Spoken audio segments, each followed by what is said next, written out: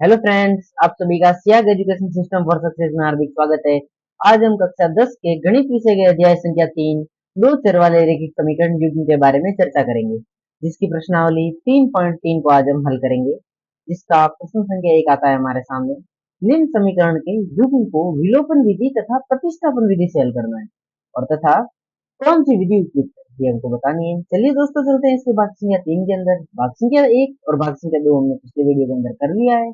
भाग संख्या 3 के अंदर हमारे सामने समीकरण है वो 3x - 5y बराबर 4 और 9x - 2y बराबर 7। चलिए करते हैं इसको हल। सबसे पहले इनको रख देंगे समीकरण के रूप के अंदर, अलग अलग लिख देंगे। उसके बाद में हम यहाँ पर देखेंगे कि हमें x के जो गुणा में है उनको बराबर करने के लिए हमें क्या करना होगा। तो इसके अंदर हमको ऊपर के समीकरण के अंदर 3 से गुणा करना होगा, तब हो जाएगी। तो हमने कर दिया इसे 3 से गुणा। तो यहाँ पर होगी 3x माइनस 3 से 5 का गुणा करने पर 15y बराबर का 12 और नीचे की समीकरण सेम रहेगी।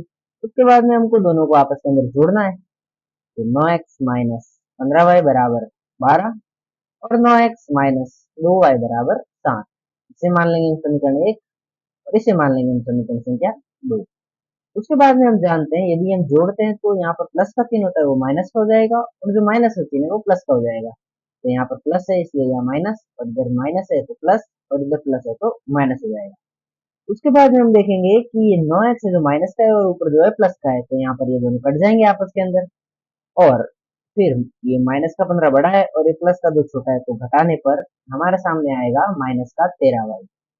और यहाँ पर 12 में से 7 गए तो बचेंगे हमारे सामने 5। उसके बाद में इस माइनस से 13 को बराबर के इस तरफ भेज देंगे, क्योंकि यहाँ पर ये गुणा में है तो इधर आके हो जाएगा भाग में। तो y बराबर -5/13। इस y का मान रखेंगे हम समीकरण संख्या इस 2 के अंदर। तो रख देते हैं 9x - 2 इंटू ये y की जगह लिख देंगे हम माइनस का 5/13 और बराबर में 7। और इसके बाद में हम करेंगे -2 का और -5 का आपस के अंदर गुणा। तो ये हो जाएगा प्लस का 10 माइनस माइनस प्लस और 5 दूनी 10 हो जाएगा। फिर हम लेंगे यहाँ पर एलसीएम। एलसीएम लेने पर मैंने आपको बताया था कि 9x के भाग के अंदर 1 है, तो 1 से 13 का गुणा करेंगे वो हो जाएगा एलसीएम। और 13 का गुणा करेंगे 9 के अंदर और 1 का गुणा करेंगे 10 के अंदर। तो ये 13 हो गया और 13 का गुणा 9 के अंदर करने पर 117x और 1 का गुणा 10 के अंदर करने पर 10 आ जाएगा और बराबर के अंदर 7। फिर हम करेंगे इस 13 का बराबर के इस तरफ भेजेंगे तो यहाँ पर ये हो जाएगा गुणा में, क्योंकि इधर था ये भाग के अंदर। तो गुणा करने पर हमारे सामने आंसर आता है 91। फिर हम भेजेंगे इस प्लस के 10 को बराबर के इस तरफ, क्योंकि यहाँ पर ये प्लस में है, इधर आके हो जाएगा माइनस के अंदर। तो 91 माइनस 10 हो जाएगा।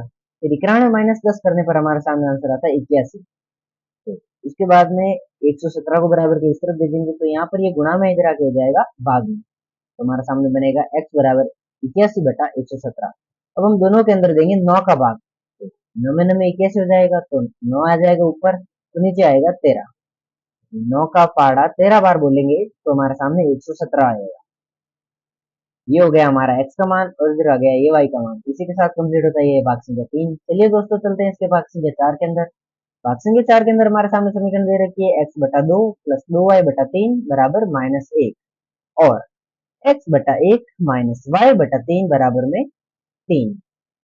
फिर हम यहाँ पर लेंगे, सबसे पहले यहाँ पर एलसीएम लेंगे। एलसीएम लेने पर हमारे सामने 2 और 3 का इंटू कर देंगे तो हमारे सामने 6 एलसीएम आ जाएगा।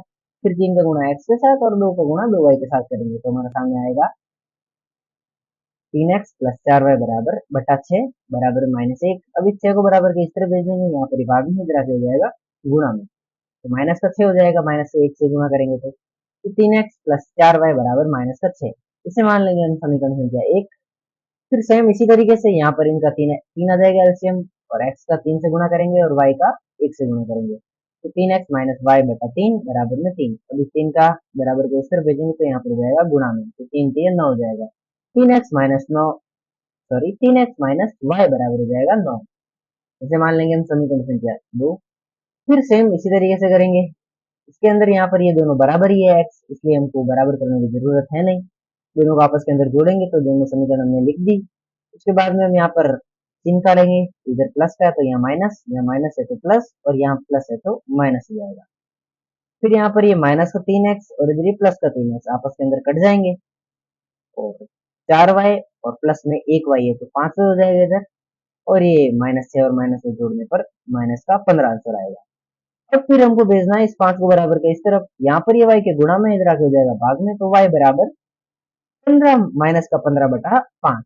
अब 5 का पारा 3 बार बोलने पर 15 आता है, तो y का मान आ जाएगा -3।